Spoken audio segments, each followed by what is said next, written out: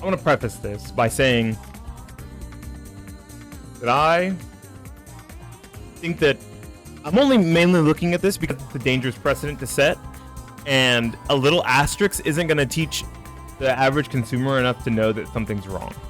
And what I mean by something is wrong is that reviews can easily now be manipulated by Steam and padded in periods where there is off-topic reviews and review scores. Steam can now filter those out, and Steam actually does it automatically, right? If you don't go and opt out or opt in to the settings, it automatically, I don't mind that my review's up. If you don't go and change it, you'll see here we're at a mostly positive reviews and we're at a mixed reviews of recent, right? So mostly positive still means about 85%. But if we scroll down here and you scroll down to the reviews, it gives you this new thing right here where it says period of off-topic review activity detected, excluded from the review store based on your preferences. If you do not scroll down this far and you only are here and you see this, you're like, okay, well, it's mostly positive, right? You have to click the reviews and then hopefully notice up here that there's something wrong, and then edit your preferences and include all reviews from Steam stores, Steam purchases and review scores. All right, now if you look, there's a big difference.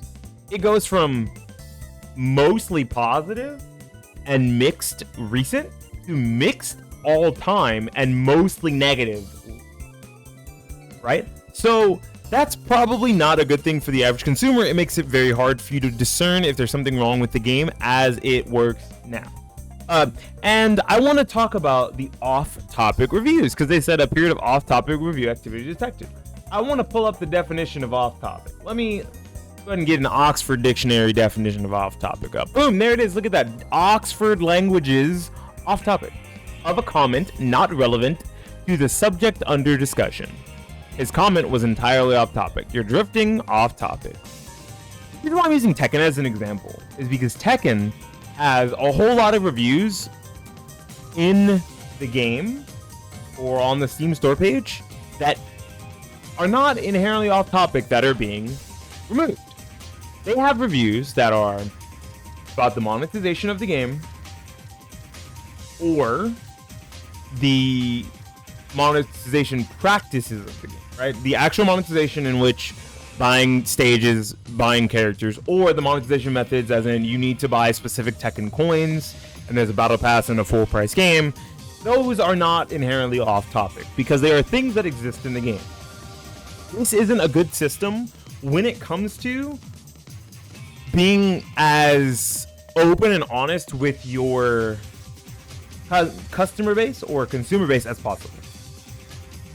This makes it a lot harder for the average consumer who's not going to nerd out and scroll through a bunch of reviews to see if a game has problems, whether they be recent or whether they be Rivals 2 is great. Yeah, we're not talking about Rivals 2 right now. Cool though. I'm glad you like Rivals 2. I think I'm liking it too. It makes it hard for you to discern if a product is worth your time and worth your money.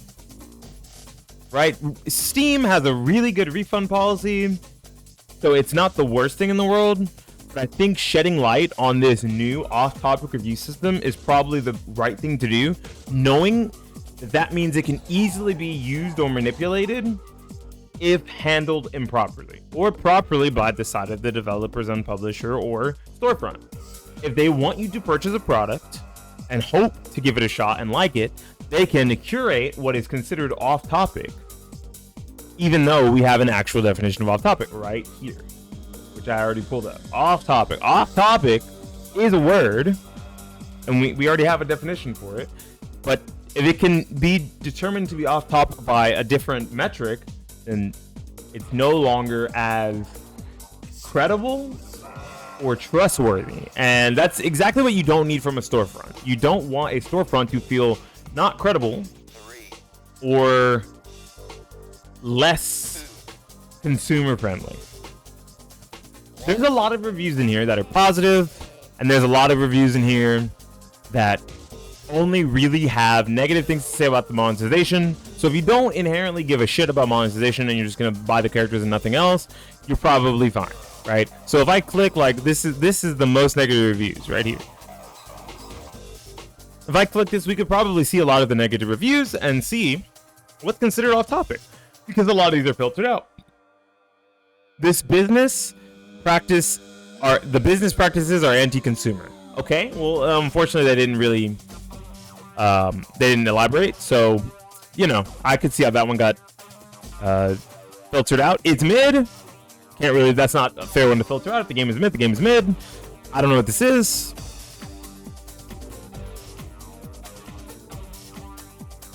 Excellent game. I'm going to enjoy not playing until it's balanced.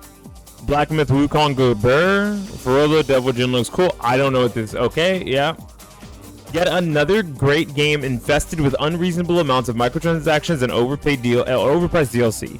And then the season pass doesn't even get you all the DLC like most others. More scam than game. Right, these are the kind of reviews that are being filtered out that you won't find if you don't make sure to check the preferences. And it's scary because more often than not, you're going to see gameplay related stuff or positive reviews, like negative gameplay related reviews or positive reviews. Negative reviews about monetization in a game that decided to run that monetization system is absolutely on topic, on theme, and not really off topic at all. Let's look at some other ones. I don't feel like reading this. This is not in English. The shit show never ends. $110. I'm gonna say dollars. $110 version of the game, not enough to pay for a reskin of an old stage. Well, to get fair, look how many hours they have, right? I think these are the kind of people you should be listening to. These are the people who are playing your game wholeheartedly, fully dedicated. Over 800 fucking hours. That's insane. I have no understanding as it is to why Tekken has gotten this low. Is Bandai purposely trying to destroy this game? I've been playing Tekken for so long, since Tekken 4. Bandai let the people work on the game without you getting so involved. Tekken is a fun game until you start to question how your moves missed. Half away from the screen and then you get clipped out of nowhere. The 50-50 format is overwhelming. Oh, this is gameplay. Oh, this one's gameplay. It was hard to understand, but this one's gameplay.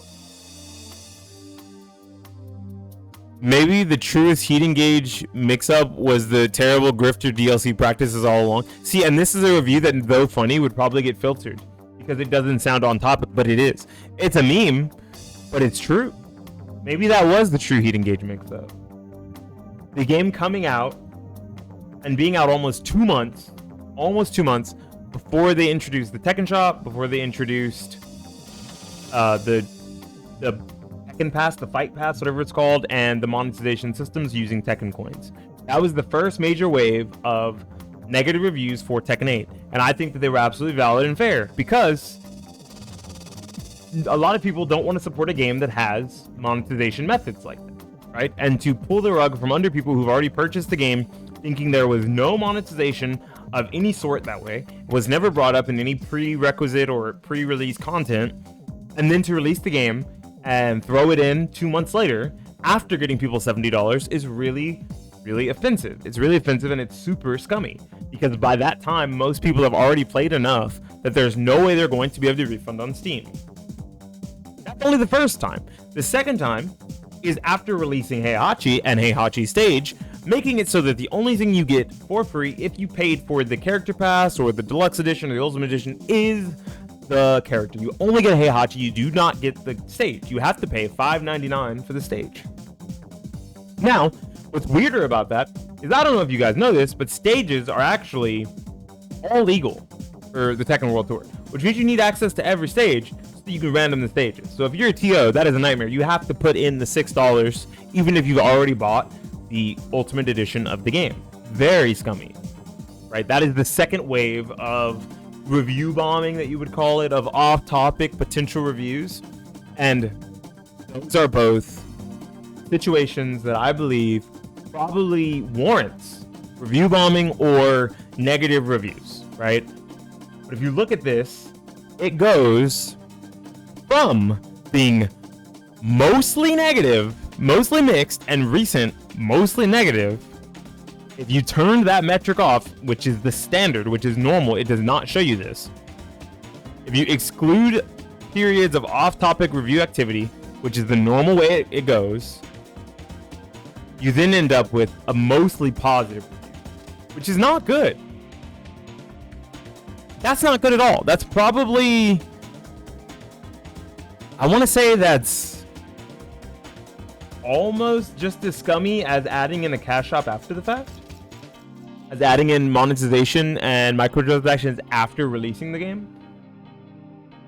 Kind of tricking people, or I want to say, yeah, tricking people is the best way to put it. Tricking people into believing that the game is more popular or more liked or well received than it really is, because, of course, if there's an off period, it doesn't show you those reviews. Boom. So you click that, and now, wow, there's so many more negative reviews. Significantly more. Also, there's 37,000 reviews, and for the game to finally be mixed and mostly negative as of recent, 37,000, not 100,000 reviews is insane. Insane. I just hope that Steam walks back this weird double-edged sword of creating a system where, depending on how the algorithm is used or what an off-topic review is considered, kind of can be less consumer friendly. I hope that they walk it back and just bring back the user review score of users on Steam who have purchased the game are allowed to review a game. I could see how it's kind of an issue when you think about the fact that a lot of games are free, but this isn't a free game. This is a paid game. I believe paid games, it shouldn't be very hard to determine if a game is worth someone's time and money if someone who put $70 in decides to write a review saying that the game is bad for whatever reason they want, even if it was during a period where they would have been considered off-topic reviews. For free games, maybe employ the system, maybe explore it and kind of curate the way that your algorithm works so that it feels more intuitive, right? Maybe there's certain keywords you're looking for, maybe there's a lack of keywords you're looking for, maybe there's a playtime you're looking for. But when it comes to actual paid games, they've already put in their $70. I think their voice deserves to be heard. They've already put in their $60, their $40, their $20. I believe, just as everyone else, their voice deserves to be heard. Tell me how you guys feel about this off-topic review period change for Steam. If you guys have even noticed it, if you look at some of the games you think you're not enjoying and then change this and now you see that it's no longer mostly positive and it's mostly negative now or mixed now, did it pull the wool from under your eyes? Are you now feeling as if you've been duped by a review system that is clearly biased towards the games rather than the consumers?